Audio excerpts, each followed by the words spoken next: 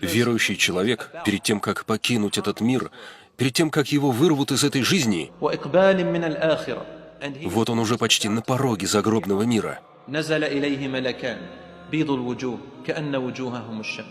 К нему спускаются два прекрасных ангела с красивыми лицами, полными света, лицами, подобными солнцу, настолько сияющими. С ними аромат рая, с собой у них саван из рая. Дальше буду говорить на английском, иншаллах, чтобы сэкономить время. Потом они заворачивают этого человека в саван и умощают благовониями, а рядом находится ангел смерти, и он говорит душе верующего: «Выходи, выходи к усладам от Аллаха, выходи, выходи к роскоши, которую ты получишь от своего Господа». О прекрасная, чистая душа! Пророк, алейхиссаляту вассалям, сказал: душа верующего выходит, то есть ангел смерти забирает ее, но так, словно вода льется из кувшина. Представьте себе, вот вода выливается из кувшина.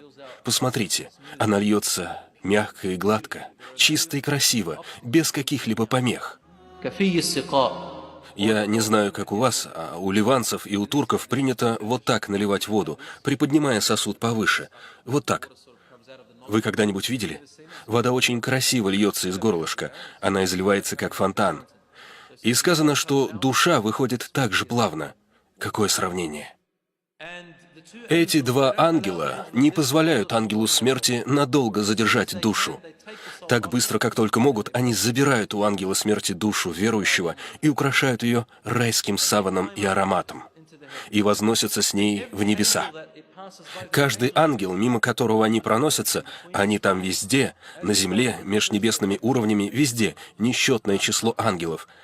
И каждый ангел или группа ангелов, завидев эту душу, спрашивает: «Чья это прекрасная душа?» И сопровождающие ангелы говорят: «Это такой-то сын такого-то», называя лучшие имена, которыми его звали в мирской жизни. Ангелы приветствуют душу. И вот они достигают первого небесного уровня, у которого есть врата. Только Аллах знает, что это такое, какова их природа, но это врата. Как мало мы знаем о Вселенной, о черных дырах, о звездах.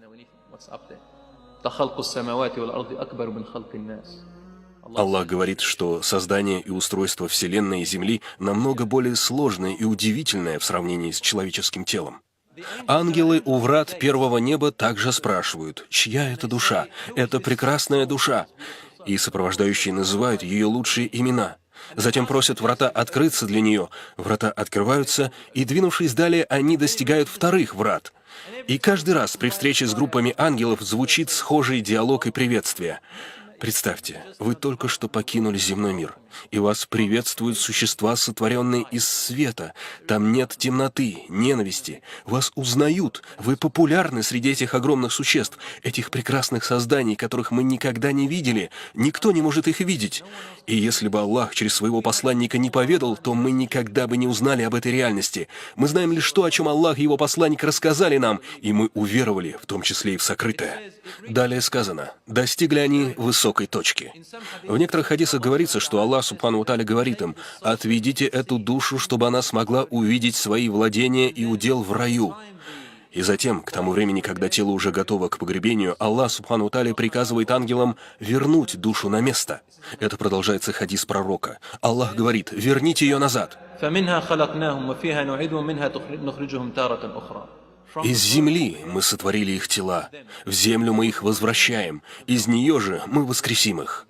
Верните душу в тело, ей предстоит держать ответ в могиле». И они возвращают ее в тело. Пророк, алейхиссаляту вассалям, сказал: «Затем к человеку приходят два ангела». На арабском языке эти слова означают «неизвестные», «неопознанные». Мункар — это неизвестно что. Накир — еще более неизвестный. Мункар — тот, о котором никогда не думали и не представляли. Накир — тот, которого никогда не знали и не ведали. Именно эти слова использовал пророк, саллаллаху алейхи вассалям. Мункар ва Накир. Их невозможно описать словами. Их вид ужасен, невыносимо ужасен. Невозможно сказать, какие они. Мы просто говорим, это некие создания, которые для людей будут выглядеть как монстры. Они довольно страшны, Мункар ва Накир. Одинаково ужасающие и для верующих, и для неверующих. Но разница есть. Аллах говорит в Коране. يثبت الله الذين آمنوا منكم بالقول الثابت في الحياة الدنيا وفي الآخرة. Аллах, субхану ва тааля, укрепляет и делает твердыми тех, кто верит в Аллаха, делает вас стойкими в жизни и в имане, и делает вас твердыми в жизни после смерти, то есть в могиле и в судный день. Вы не будете бояться. Итак, приходят эти ангелы, будят человека и задают ему 3 вопроса. Кто твой Господь? Какая у тебя религия? Что ты скажешь о человеке, который был отправлен вам как посланник? В другом хадисе упоминается еще один вопрос. Какая у тебя книга? И верующий отвечает: «Мой Господь Аллах, субхану ва тааля, я верю в Него и поклоняюсь Ему. Моя религия ислам, а этот человек мой пророк. Я услышал о нем и поверил, последовал за ним». И ангелы говорят ему: «Спи, отдыхай.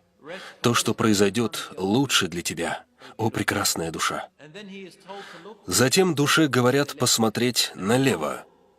Через слегка приоткрытые врата человек видит огонь ада, горящий сам по себе. Ужасное место. И ангелы Мункар ва Накир или другие ангелы, которые будут там, говорят ему: «Все же взгляни на это». Человеку в могиле говорится: «Это твое место.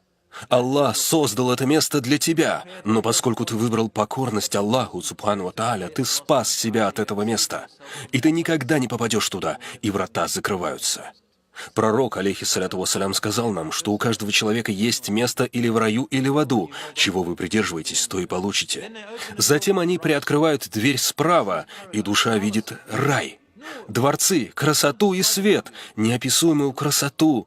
И человеку нравится это. Ему говорят: «Вот то, что тебя ожидает. Ты это заслужил, и ты отправишься туда. Это твои владения». Как только он это видит, пророк, саллаллаху алейхи вассалям, говорит: человек в могиле делает дуа. Он говорит: «О мой Господь, пусть земной мир закончится, чтобы я смог быть вместе со своей семьей и уделом в раю.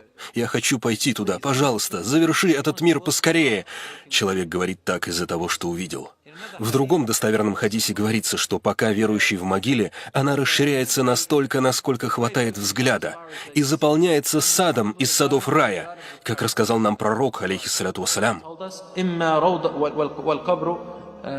صندوق العمل, as the poet says, based on the hadith. And then he said, وهو إما روضة من رياض الجنة وإما حفرة من حفر النار. Это либо сад из садов рая, либо бездна из бездн ада. И к человеку приходит некто. Он садится рядом с ним в могиле, его лицо светится добродушием и дружелюбием. Человек говорит пришедшему: «Кто ты с таким излучающим благо лицом?» Это также упоминается в хадисе от пророка, алейхиссаляту вассалям. Твое лицо обещает добрые вести. Вы знаете, когда кто-то приходит к вам с улыбкой на лице, и вы говорите: «О, мое сердце раскрылось тебе навстречу, ты говоришь мне хорошие вещи». И обратная ситуация, когда кто-то приходит с унылым лицом и плохими вестями. Этот некто приходит к человеку с хорошими новостями, и тот говорит: «Кто ты? У тебя лицо, с которыми приносят лишь добрые вести». А тот отвечает: «Я — это твои хорошие поступки, твои правильные действия. Я обернулся приятной компанией для тебя. Я не покину тебя, я останусь здесь с тобой. Ты не будешь одинок». В хадисе от пророка, саллаллаху алейхи вассалям, говорится, что Аллах, субхану ва тааля, ближе всего к своим рабам будет в момент их пребывания в могиле, когда рядом не будет ни друзей, ни родственников из этой жизни. Аллах будет очень близок к ним, будет заботиться о них. Поэтому, когда человек умирает, кто-то из вашей семьи или друзей, всегда помните: никто и ничто не схватывало его, он не брошен в темницу, не похищен, его забрал милостивейший Аллах, который создал и тебя, и его, поэтому он в хороших руках, иншаллах.